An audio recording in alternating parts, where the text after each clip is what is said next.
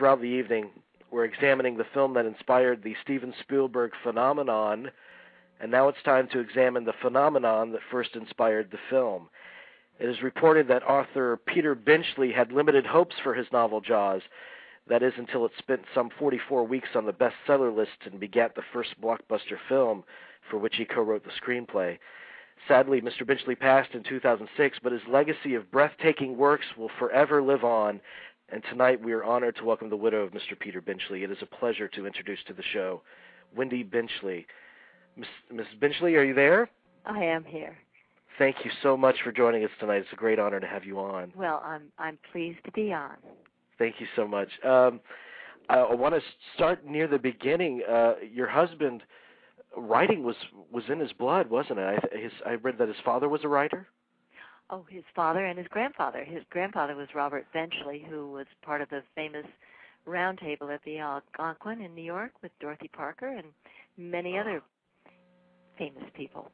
Wow. So, yes, it was in Peter's blood. And actually his dad did an interesting thing. When Peter was, I think, about 18 years old, he told his father that he would like to be a writer. And his dad said, if you're going to be a writer, you can't get writer's block. You have got to develop discipline. So he paid Peter what Peter would have earned mowing lawns for the summer up in Nantucket, and instead he said, okay, I'll pay you what you would normally earn, but you have to go out to the shed. They had a shed behind their house, and sit down and write something for 4 hours every morning. And it doesn't have to be good. You just have to be able to get the words on the paper, and that was very good discipline. So Peter was able to reel off, write for newspapers very efficiently and well. And I remember being just awed by the fact that when he wrote a book, he would basically get the whole book in his mind, and then he would sit down and write it. So I think that discipline paid off. So what was his writing? You mentioned the 4 hours every morning that his father instilled in him. What was his writing regimen like when he was working on a novel? He usually would write in the morning. Yeah. He would get up early in the morning and he didn't. I mean, he would just sit down and say, "This is it. I'm going to do it." And he would certainly have his time of pacing. And actually, he wrote Jaws in Pennington, New Jersey, in the furnace repair shop on Main Street there, which always made me giggle because we had two little toddlers at home, and he thought, it's just too distracting to try to write here, and so the only office he could find was in this in this furnace repair shop, and so he was in there in an office between the front office and where they were banging on these furnaces and soldering and carrying on. And, but he had good concentration and a great imagination. He also was a speechwriter for Lyndon Johnson, I read, wasn't he? He was. Wow. We had two really fascinating years down there in Washington, and speechwriters are the lowest of the low, quite honestly, in the White House, and especially Peter, who was hired because Johnson somehow got it into his head that Peter's father, Nathaniel Benchley, was an editor at the New Yorker. I don't know how this, because he was not. I mean, he was a writer and a very good writer. He wrote novels, but he did not do a lot of New Yorker writing. But anyway, Johnson wanted to have somebody from what he called the East Coast Establishment Press, and so that's why he got Peter. And it was a fascinating job to have, and Peter had many wonderful Johnson stories that he has told in various articles and various speeches. A colorful president, but I thought a great president in many ways. Yeah. So. Now you mentioned Nantucket. That really set the stage and the inspiration for Jaws, didn't it? Yes, it certainly did. Yeah, actually, when Peter was a teenager there, he went out and fished with his dad a lot, and in those days the ocean was just teeming with wildlife, and not only teeming with fish, but also with sharks. So they very often would foul hook a shark, or the shark would take the bait.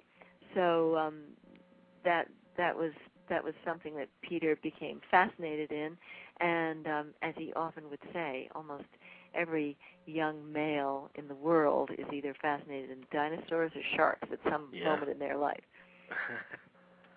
But when he wrote it, he really had minimal hopes for it. He didn't consider its possibility of success at all. Oh no! I mean, he had never written a novel before, and he had this idea about a shark. He also had an idea about, I think it was a dinosaur book, and as he would say, this was one way to get free lunches in New York. You go in, you call a publisher and say you've got some ideas for a book, and in those days the publishers and agents were ever so much more supportive, I think, of first-time authors. So they would take you out to lunch, and you'd get a good lunch, and you'd give them your ideas, and then one editor had the temerity to say, "Okay, I take it. I give you $1,000. Here it is. Write the book, or give me the first 3 chapters." And so Peter took the $1,000, and we quickly spent it on groceries for our kids, and then his agent called and said, "They're looking for the first 3 chapters, Peter. Have you got them?" And Peter said, "Nope, don't have them." And so he had to settle down and write the first 3 chapters. And he actually wrote it as not a comedy, but as a humorous book. But that did not work. I mean, you can't have an imaginary huge killer shark as a comedy. And right. So Tom Congdon, who was his editor, said, "It's not going to work this way. Go back and write it as a thriller." And so Peter did that. Now, as he was writing, did he show you his progress? Were you kind of his first critic in a way? No, he didn't. He would show me the book once the book was done with most of his books. But actually, when I do remember a long conversation we had, or a very short conversation we had about this book, because he told me what he was writing about this huge shark. And as you know, this shark was 24 feet. I mean, extraordinary. This was imagination working here.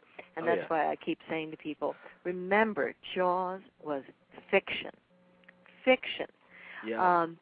And when he told me his idea, I just said, "Oh, honey, get another idea. This is just not going to do it."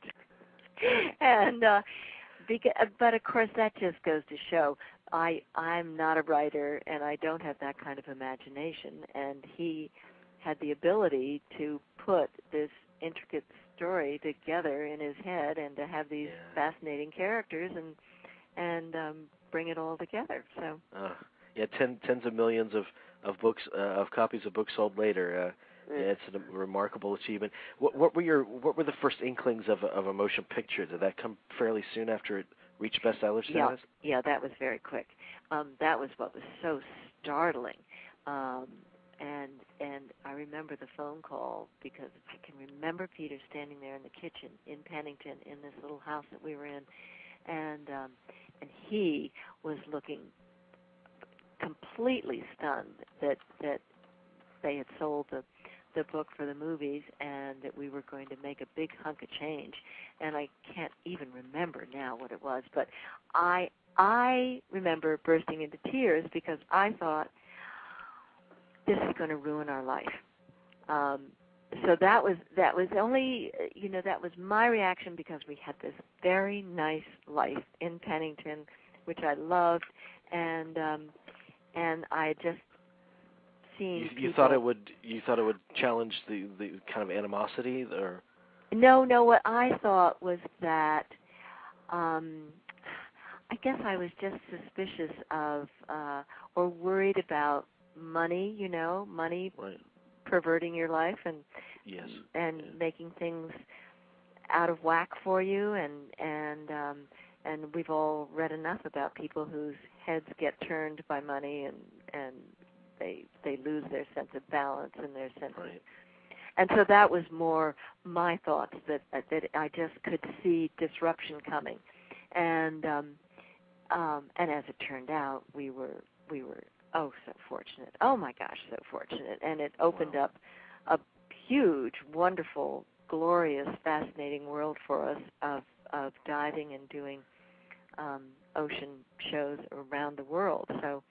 So we were very, very lucky. Yeah, I want to talk about some of his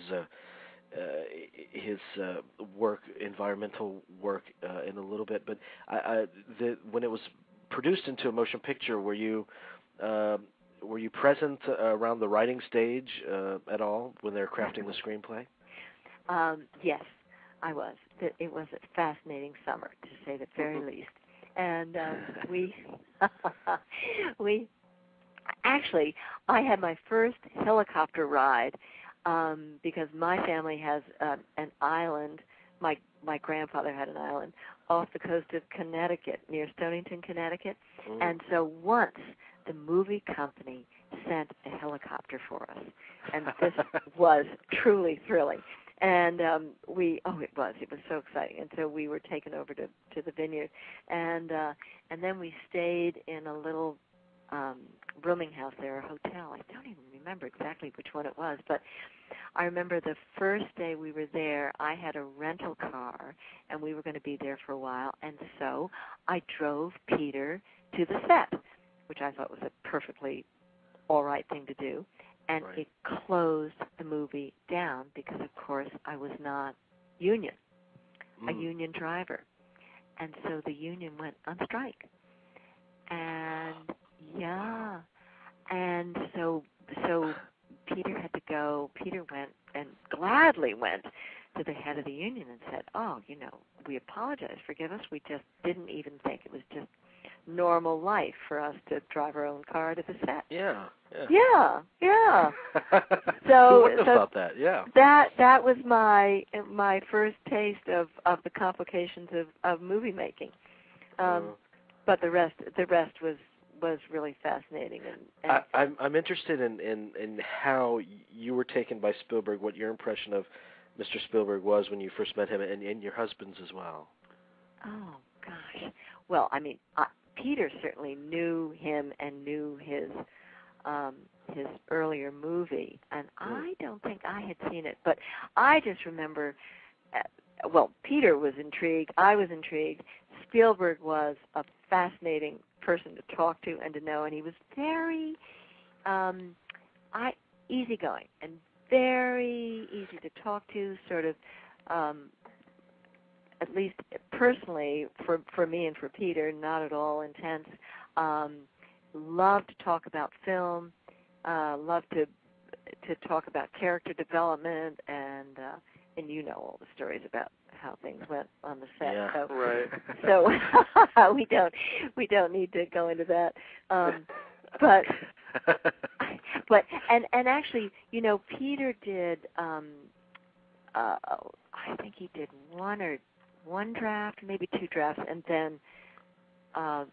then Carl came in. So it was great. I mean, oh boy, what patience and what incredible perseverance and a way with words you have to be an on-the-set writer like Carl Gottlieb was.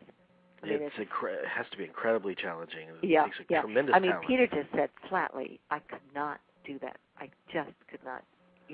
He gave one good try at it, or two good tries. And I think, I don't know whether anybody earlier in the show told this story, but David Brown asked Peter to do the first draft of the screenplay, and Peter was very, very complimented. And David Brown is a gentleman, a great and intelligent and wonderful man, but he did have just ulterior motive, because he did see a writer's strike coming up, and because Peter had never written a screenplay, he wasn't part of the union, so therefore he could do a screenplay. So David got at least one screenplay to get the movie going on, and and he didn't have to worry about the writer's strike. So, Wow. so that was a good move. And Peter was thrilled to have a go at the screenplay. And David got it.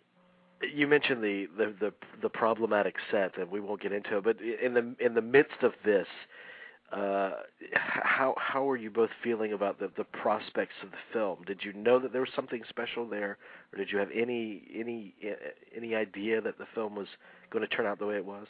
Boy, no. I mean, I just remember thinking, oh my gosh, this is just so difficult. I don't know how they're ever going to put this together. And we really had just no feeling for it at all. And I remember talking with Richard Dreyfuss, and we were all sort of shaking our heads, and as everybody struggled. And it wasn't until we went to one of the first showings in New York, and I think it was on Broadway. There was no big fanfare. This was we just went to see with Dreyfuss what the reaction of the audience was going to be. Oh, actually, I take it back. We had gone to an earlier screening, which had given us a little bit of an inkling that this movie really worked, because the screening had many ocean people in it and shark people.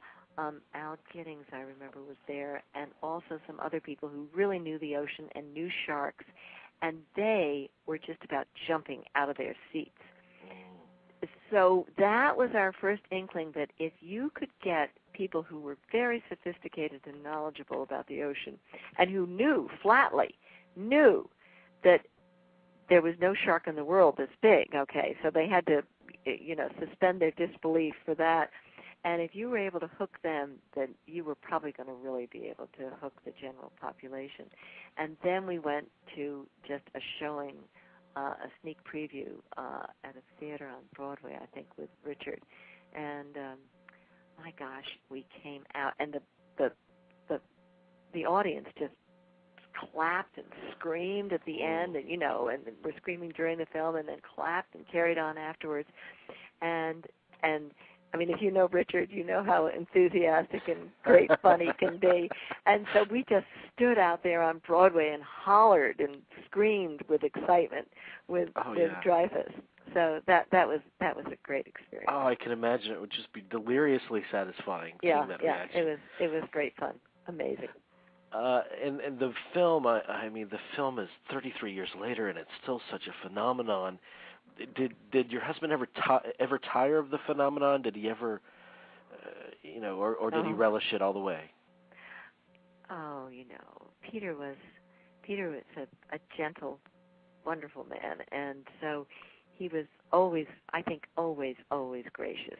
And of course, you get tired of, for the 1,000th time, explaining to people where you got the idea for Jaws. But I think he and I were always so grateful and so thankful for the world that had opened up to us, that you just carry on, you answer the questions, and you're glad that it was such a success.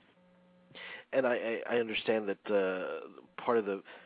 one of the things that made your husband proudest was the fact that so many people were inspired to go into that line of work, oceanography or underwater life. Yeah. That was so. It was just really touching and exhilarating, as he would get fan letters, hundreds and thousands of them, and to see the reaction that would go along through the years. And at first it would be just people who were just so excited about the movie, and then as the years went along, it would be the next viewing audience saying, "Oh, it really just turned me on to the ocean. I really want to know more about sharks."